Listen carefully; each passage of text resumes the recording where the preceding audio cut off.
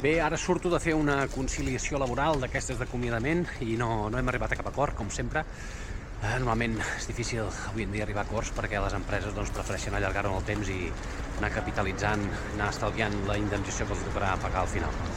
Llavors m'ha alegrat molt veure l'advocat contrari, que és un advocat que va tenir un problema de salut fa uns anys i l'he vist recuperat del 100%. I m'ha alegrat molt perquè, hòstia, dius, ben parit, no?, que s'hagi pogut recuperar d'un ensurt tan gran. M'ha alegrat el dia, de veritat, estic content per ell. I això m'ha fet pensar una mica en la relació que tenim els advocats, amb altres advocats, amb jutges.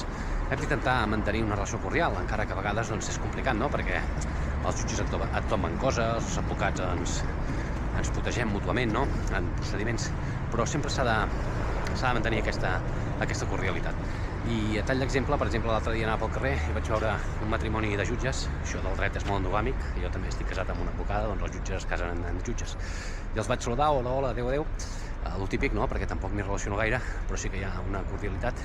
I al cap d'una estona vaig pensar, hòstia, aquests jutges, un m'ha tombat una cosa, fa poc amb un altre jutjat també m'ha tombat una cosa, i no passa res, és la feina, és normal, i no els hi tinc cap retret, no?, perquè realment ells fan la seva feina i apliquen la llei i jo tinc dret a fer recurs, no hi estic d'acord.